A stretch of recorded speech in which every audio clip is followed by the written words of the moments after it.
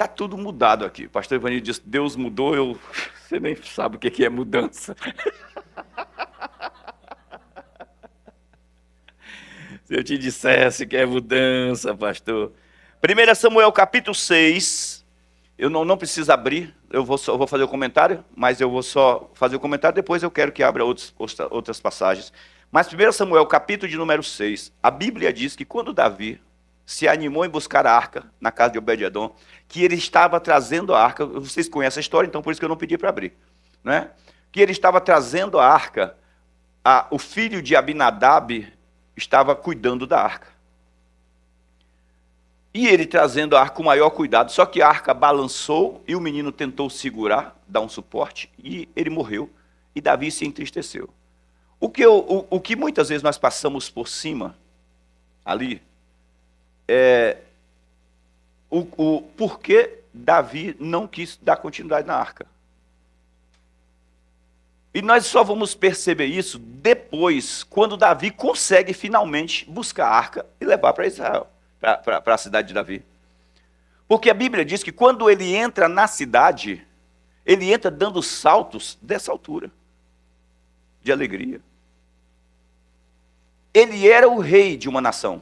E ele queria mostrar para aquela nação quem era Deus. E naquela condição, ele não tinha como fazer isso, que a Bíblia diz que ele se entristeceu muito. Então o que Davi fez? Ele guardou essa tristeza somente com ele, deixa a arca na casa de Obed-edom e volta sozinho. Agora, quando ele entende o que precisa fazer, a Bíblia diz que ele vai, busca a arca de volta, e agora ele entra agora, de uma forma triunfal dentro de Israel, dando salto e glorificando a Deus com alegria. Porque é esse Deus que alguém segundo o coração de Deus deve mostrar para as pessoas. Um Deus que está acima do que eu sinto. Um Deus que está acima do momento difícil que eu estou passando. É esse Deus que as pessoas estão procurando. Elas não estão procurando um Deus que eu conto os meus pesares e as minhas amarguras o tempo inteiro. Para as pessoas. Elas estão procurando um Deus que diz, cara, você tem os mesmos problemas que eu. E como é que você consegue se alegrar? Atos 4,13, põe para mim aqui, Henrique, por gentileza, Atos 4,13. Ao verem a intrepidez de Pedro, sabendo que eram homens iletrados e incultos, admiraram-se e reconheceram que eles haviam estado com Jesus. A desenvoltura, a ousadia, a determinação, porque intrepidez não é apenas uma forma de falar, é o gozo, é o brilho, sabe, a disposição e a capacidade de enfrentar uma multidão e de enfrentar as ameaças, porque era o que estava acontecendo nesse momento em Atos. Ele diz, esse cara andou com Jesus, esse cara tem uma esperança, paira nele uma esperança que não dá para entender, só tem uma forma da gente entender isso, Jesus. Então, como é importante nós termos esse entendimento, porque é algo que nós fazemos conosco, é algo que eu faço comigo. É algo que eu faço comigo, é algo que eu decido todos os dias. Henrique, pode dizer, Salmo de número 131, dá uma olhada no que Davi diz. Salmo de número 131. Senhor, não é soberbo o meu coração. Não é soberbo o meu coração. Porque a Bíblia diz que Deus resiste aos soberbos. Soberbo é alguém que não confia em Deus, confia só em si mesmo. Soberbo é alguém que não acredita que o que Deus disse, Deus faz. Então ele não professa. Ele disse, o meu coração não é soberbo, nem altivo o meu olhar. Não ando à procura de grandes coisas, nem de coisas maravilhosas demais para mim. Verso 2. Pelo contrário, fiz calar e sossegar a minha alma como uma criança desmamada se aquieta nos braços da sua mãe. Assim essa criança é a minha alma para comigo. O que é uma criança desmamada? Vamos pensar numa criança que mama. Quando ela quer uma coisa, ela chora, ela pinta e borda, e quando está bom é assim, quando está ruim é assim. Mas uma criança desmamada é uma criança que está em paz, que está tranquila. É uma criança que está tranquila. Ele disse, assim é com minha alma. Se nós formos para o Salmo 103, ele disse, pode calar, minha alma. Pode parar com esse negócio de sobe, desce, de emoções de altos e baixos. Pode parar. Pode parar, glorifica a Deus, entronize o Senhor, traga a verdade dEle, não te esqueça de nenhum dos benefícios dEle. Não te esqueça que é Ele que enche a sua boca de bens, não te esqueça que é Ele que fez transbordar a tua vida. Não te esqueça que é Ele quem cura as tuas enfermidades. Ou seja, Ele declara para a alma, o posicionamento dEle é sempre as declarações dos céus para a terra, sempre as declarações dos céus para a terra, sempre a declaração da verdade. Sempre a declaração da verdade. Se não for baseado nessa condição, nós estaremos sempre em risco. Estaremos sempre em risco e colocando a gente em risco. Paulo diz, portanto, não sejais insensatos, mas procurem conhecer qual é a vontade de Deus. Para quê? Não sejais tolos, insensatos, irresponsáveis, ou meninos imaturos, que é o que significa insensato. Ele diz, mas procurem conhecer qual é a vontade de Deus. Porque eu preciso remir o tempo, mas se eu não conhecer a vontade de Deus, eu não tenho como remir o tempo. E aí esse tempo é especial, um tempo que eu tenho a oportunidade de mostrar Deus. Eu tenho que mostrar Deus e não mostrar o que eu sinto, mostrar Deus. Mostrar o que Ele pode fazer, mostrar o que Ele faz. Romanos 4,16, as palavras de Paulo, o testemunho de Paulo a respeito de Abraão. Lá em Romanos 4,16, dá uma olhada no que ele diz. Essa é a razão porque provém da fé para que seja segundo a graça, a fim de que seja firme a promessa para toda a descendência, não somente ao que está no regime da lei, mas também ao que é da fé que teve, o que é da fé que teve Abraão, que é pai de todos nós. Qual é a fé que Abraão teve? Verso 17 ele responde, como está escrito a respeito de Abraão, por pai de muitas nações te constituí perante aquele no qual creu, a saber, o Deus que vivifica os mortos e chama à existência as coisas que não são. Abraão creu que Deus é esse Deus. E como nós sabemos que Abraão creu? Porque ele passou a viver dessa forma, nessa condição de um Deus que vivifica mortos e chama à existência as coisas que não são como se já fossem. Então quando Deus diz, me dá o seu filho, a Bíblia diz, na mesma hora Abraão disse, é seu. Sacrifica-o. 2, 3 dias depois, ele estava no Monte Moriá com o cutelo levantado para cortar o menino no meio e derramar o sangue sobre o altar. Esse cara. É esse cara. Ele creu. Como é que eu sei que ele creu igual a Deus? Porque ele se moveu de acordo com a palavra. Ele se moveu com uma palavra, disse, sai da tua casa, do meio da tua parentela. Ele arruma o picuá, como diz o nordestino, lá de Piauí, lá na Bahia não fala assim não. E vai embora. E vai, parte para cima. Ah, mas é a herança do meu pai, é minha tribo, é minha segurança, eu não quero saber. Ele simplesmente foi. Então Abraão creu igual a Deus. Aqueles que são da fé que teve Abraão, que é o pai de todos nós. Como ele creu, como Deus crê. Deus disse, é assim, ele disse, é assim. Assim será a sua descendência, assim será a minha descendência. Olha, a partir de hoje você não será mais Abraão, filho. Pensa numa oração, gente. Pensa, o cara sai para uma oração, passa algumas horas falando com Deus no lugar secreto. E Deus lá fala no coração dele, a partir de hoje você vai ser pai de uma multidão. Você, seu filho, porque ele estava falando com Deus em oração a respeito de Eliezer, o Damasceno. Era em oração, gente. Era no lugar secreto que ele estava lá. Senhor, estou angustiado, porque eu só tenho o Damasceno. Ele vai ser o meu herdeiro de tudo. E lá Deus fala no coração dele, não, cara, não vai ser, você vai ser pai de multidões. Agora você imagine, e tem mais, a partir de hoje, seu nome não vai ser mais Abrão, príncipe exaltado, vai ser o pai de multidões, Abraão. E esse cara sai de lá da oração com a resposta de Deus. E agora ele sai de lá e, meu nome, bom dia, seu Abrão. Abrão não, Abraão. Abraão, nossa, Abraão, pai de multidões. Tadinho, seu Abrão está ficando velho. Você sabe quantas centenas de pessoas, depois que Abraão gerou Isaac, quantas centenas de pessoas passaram a crer em Deus de verdade por causa desse cara? Porque ele confiou na palavra de Deus e Deus honrou a ele.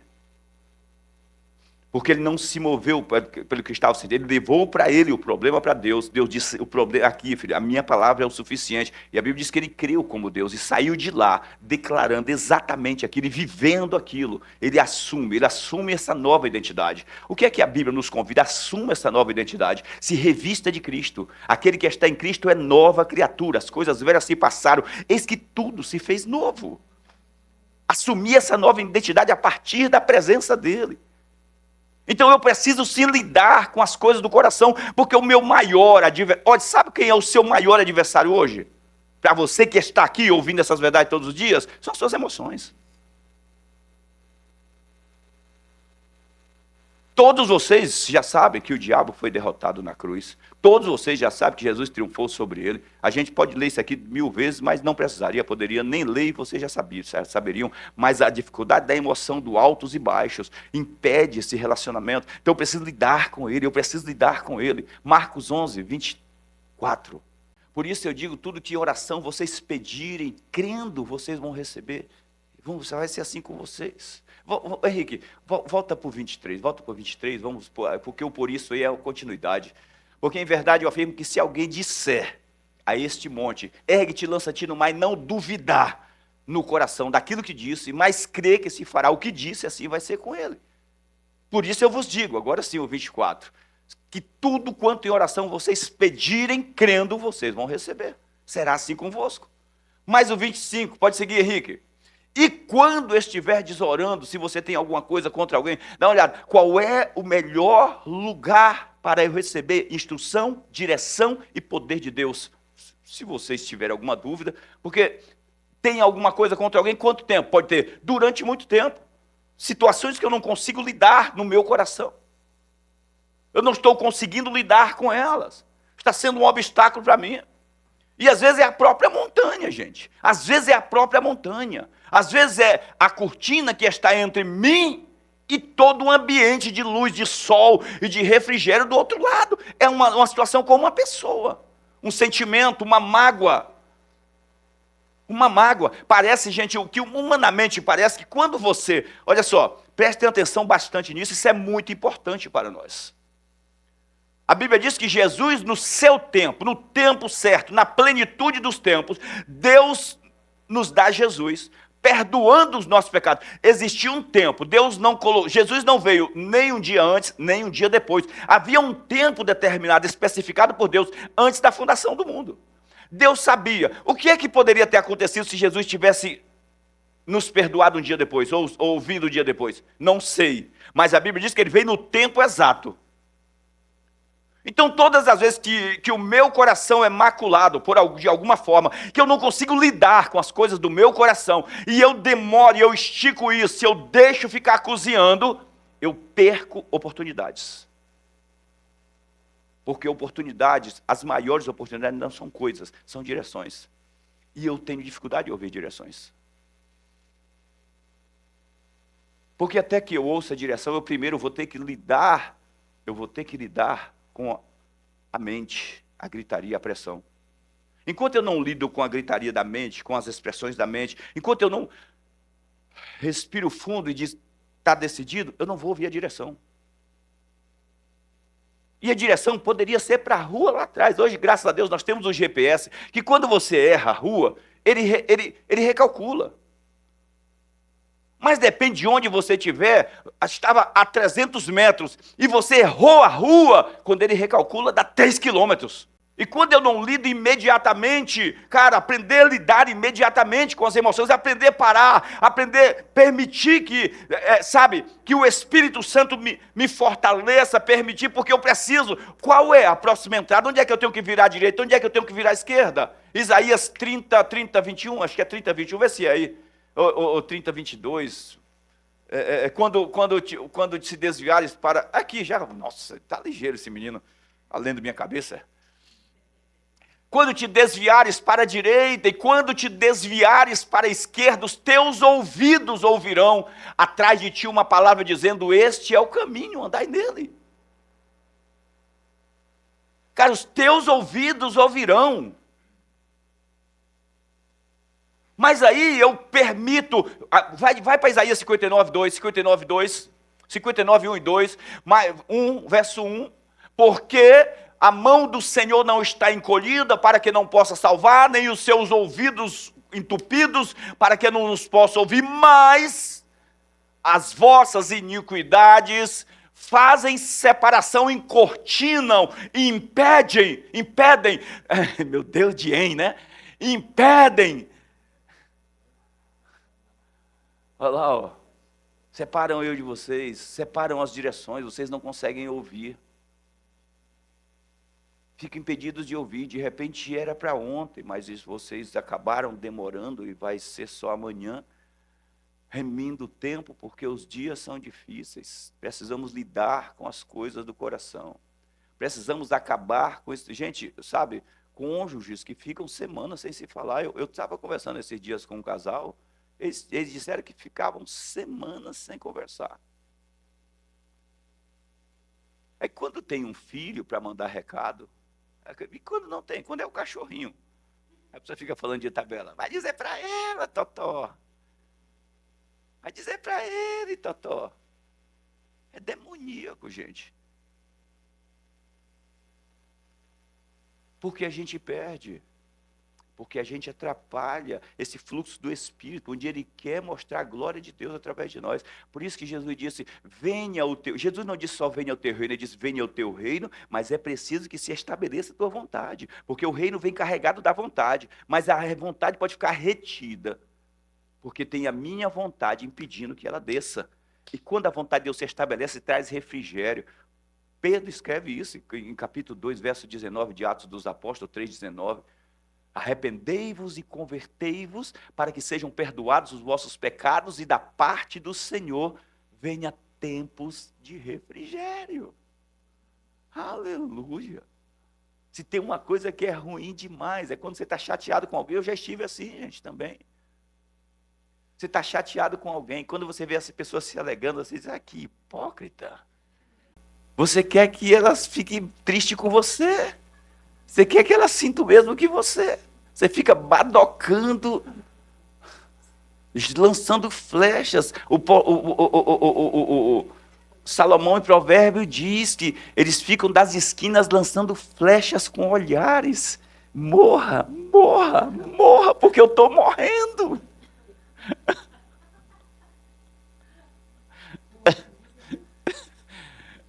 É isso. Eu me lembro da Joyce Meyer falando que na imaturidade dela, ela ficava angustiada com as contas. Para quem leu lá a formação de um líder. Ela ficava angustiada com as contas e o Dave na sala com as crianças pulando no sofá. Ela dizia, por que você não fica comigo aqui?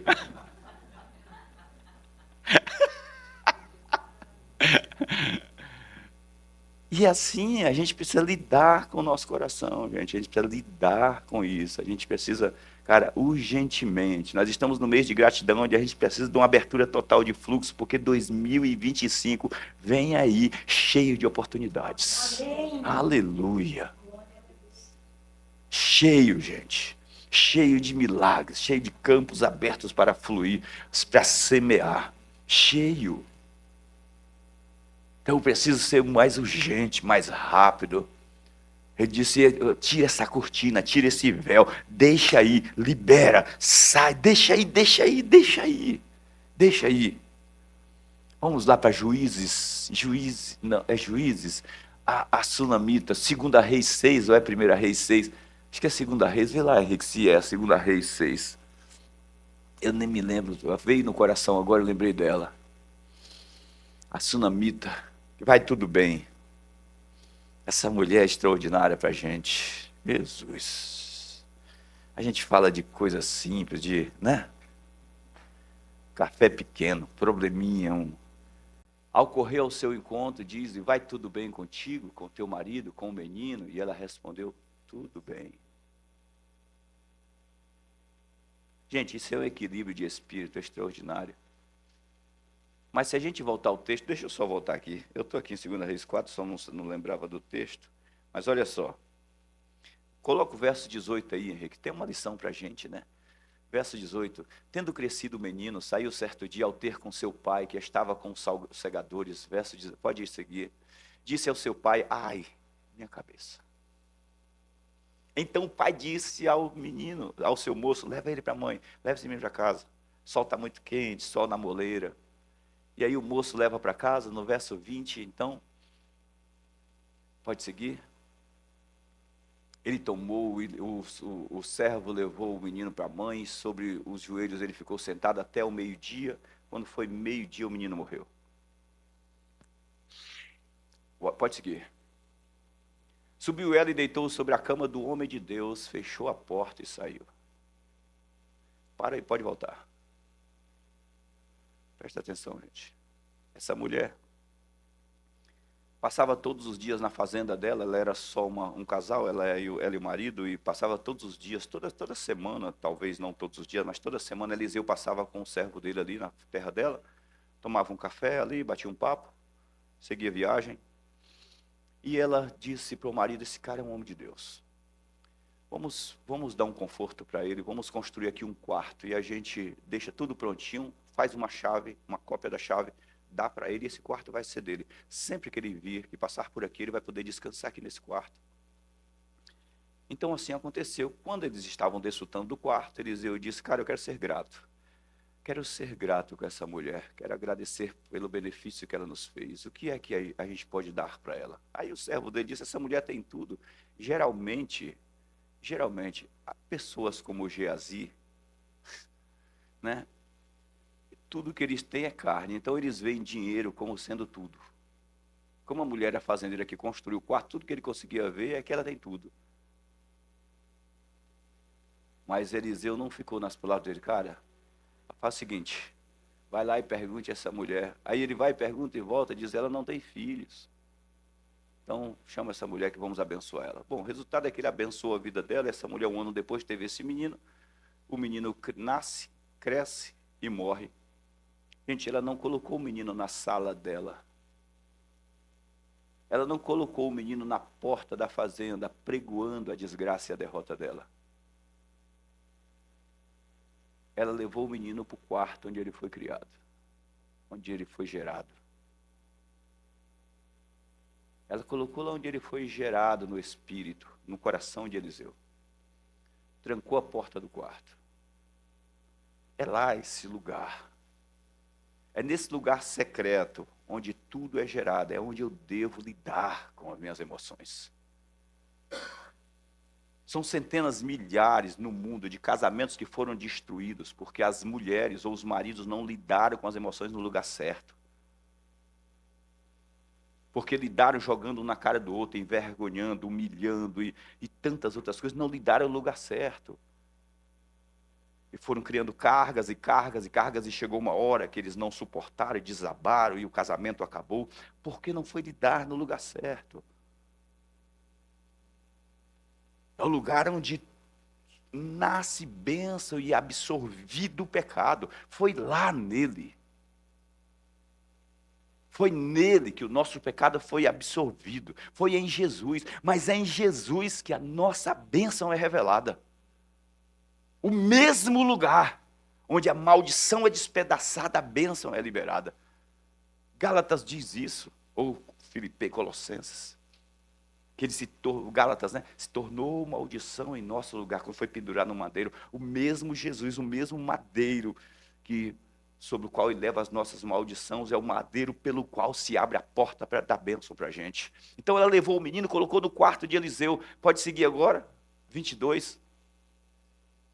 Chamou seu marido e lhe disse: manda-me um dos moços e uma das jumentas para que eu corra ao homem de Deus. Chamou a seu marido. 23. Então o marido dela perguntou: por que vai hoje a ele? Não é dia de festa, de lua nova, nem de sábado. E ela disse: não faz mal. Quero fazer uma visita para ele. Então fez ele albardar a jumenta e disse ao moço: guia, não te detenhas no caminho, senão quando ela disser, leva ela. Dá uma olhada que essa mulher, ela não faz estardalhaço. Você vai entender o que é uma pessoa com coração, uma pessoa que amadureceu, que está amadurecendo. está entendendo que Deus é o solucionador do problema, Deus é o que resolve as crises caóticas das nossas vidas, somente nele, não há paz, não há paz. Você vai num psicólogo e na mesa, e ele diz assim, quando você ficar com raiva, explode, fala, libera, xinga, grita, quebra prato, destrói televisão, rasga a tomada. A Bíblia diz, não rasgue as tuas vestes, rasgue o teu coração. Rasgue o teu coração. Se você rasgar as tuas vestes, roupa tá cara pra caramba. Pode rasgar essa semana, porque vai ter um bazar aqui dia 7. Você vem e compra outras. Não tem tudo bem essa semana.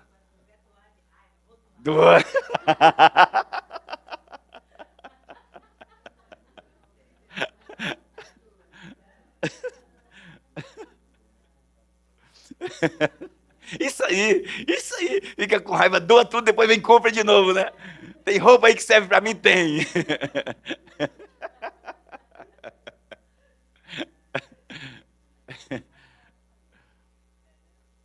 Entendeu, gente? A maturidade leva ao entendimento que em quem está a minha solução e na presença de quem eu vou sair de fato com uma resposta. Eu vou sair de fato com uma resposta. Então essa mulher agora, ela vai numa jornada, não precisa mais continuar. Essa mulher vai numa jornada e agora todo mundo que ela encontra pelo caminho, como é que a senhora está? Está tudo bem. Está tudo bem. Sabe por que está tudo bem? Porque eu já coloquei no lugar onde eu alcancei. O meu problema já foi colocado nas mãos de quem pode resolver. Nas mãos de quem pode resolver. Cara, está tudo em paz. E agora? Agora sou quando eu confio a Ele, agora eu vou lidar com essa certeza de que Ele vai resolver. Agora minha mente vai ficar gritando, não vai, mas eu vou dizer, cala a boca, minha alma. Já fui lá. Gente, fica tranquilo. Fica tranquilo, porque estamos com Ele. Ele está conosco. Ele está conosco. A Bíblia diz que o rei Ezequias, no momento de maior batalha, a Bíblia diz que Ezequias animou o coração do povo. Diz, não tenham medo, porque aquele que está conosco é maior. Não tenham medo, se alegrem nele. E essa deve ser uma resposta espontânea e imediata do coração dos filhos de Deus, não apenas para as pessoas, porque eu não estou aqui falando de lidar com as pessoas, estou falando de lidar conosco, gente. Mas na grande maioria das vezes, como nós não lidamos conosco de forma correta, aí, sei lá, a Cris vem falar, nossa, pastor, hoje o meu dia foi difícil. Eu digo, Cris também. Ai, meu dia. Nossa, tem dia, né, que a gente, meu Deus, tem dia que é só trevas, mas vai ser, filho. A nossa resposta, ela só está aguardando alguém que traga a chave, porque nós somos a porta do caos. Somos a porta do caos. Paulo diz, alegrai-vos no Senhor, outra vez vos digo, alegrai-vos. Alegrai-vos no Senhor. Ele não é alegrar em si, em você. É alegrar-se nele. Neemias disse, não é dia de tristeza, gente. Não é dia de angústia, porque a alegria do Senhor, por quê? Se é pela fé, então eu recebo a alegria do Espírito em mim. É a alegria do Espírito, não tem a ver com o que eu sinto, não tem a ver com a solução do problema, não, tem a ver com a alegria do Espírito em mim, porque eu recebo pela fé. A alegria do Senhor é a minha força, é a alegria dEle. É o prazer dEle, porque eu opero pela fé. Venha o teu reino e seja feita a tua vontade aqui na terra, na minha vida, como ela é no céu. Ela é perfeita, harmoniosa com o teu coração, é curada, ela é próspera, é rua de ouro. Como o pastor Ivanildo disse, a Bíblia chama José de próspero quando ele era escravo. Aleluia, glória. Isso é bom demais, né, gente? Isso é extraordinário. Isso é extraordinário. A gente entender que nós vamos ter que lidar com isso, vamos ter que lidar com os nossos corações, vamos ter que trazer eles para o lugar, vamos ter que dizer, cala a boca, alma. Cala a boca, mente. A minha casa não vai ter mais gritaria, porque eu não vou permitir essa liberação do capeta do inferno. No meu trabalho não vai ter mais gritaria, porque eu não vou permitir. Eu vou me encher de vontade de fazer, mas não vou fazer. Não vou fazer. Vou virar sapo de macumba agora. O que é sapo de macumba? O que é que os caras fazem com sapo na macumba? Pois é.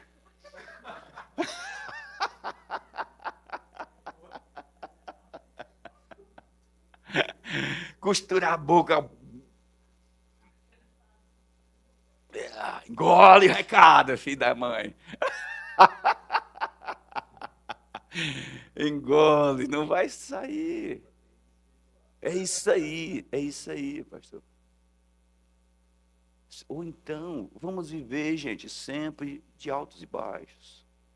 Vamos ver movidos por o que sentimos, pelas emoções, vamos ver movidos por estações do ano. E aí daqui a pouco a gente começa a entrar em estações, gente. Daqui a pouco é estação de inverno, estação de tristeza. Estação de verão, estação de alegria.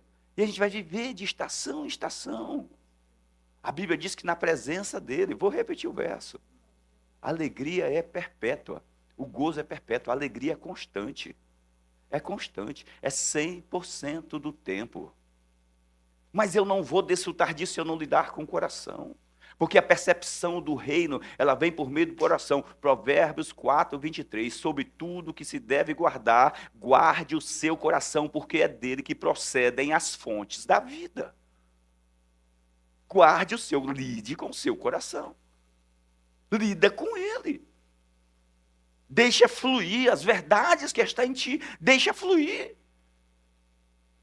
Cara, pastor, mas tem hora que eu não aguento. Aguenta. Se você se refugiar nele, aguenta. Se você for levar para o lugar certo, você vai aguentar. Se você colocar no lugar certo, se você for para o lugar onde você recebe a bênção, é o mesmo lugar onde foi absorvida a tua dor. É o mesmo lugar onde foi absorvida a tua desgraça, a tua derrota, o teu pecado. É a mesma pessoa. É a mesma pessoa. Ele diz, me dá o teu fardo e tome o meu. Traga. Eu só tenho que ir até ele. Eu só tenho que me aproximar dele. Ele diz, me dá o teu fardo e leve o meu. Me dá o teu pecado e leve a minha justiça. Me dá a tua dor e leve a minha liberdade. Me dá a tua opressão e leve a minha cura. É isso que ele manda. É isso.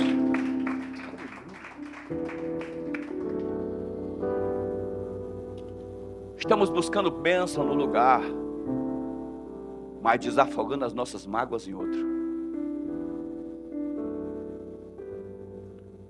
Não entendemos o ministério da cruz. Não entendemos. E estamos destruindo as pessoas em volta da gente. Estamos destruindo os nossos relacionamentos. Que em tempos fáceis todo mundo aguenta todo mundo, mas no tempo do peso, só Jesus, gente. Porque a Bíblia diz que ele não lança em rosto. Pode levantar, fica de pé. Ministério de música, vem pra cá.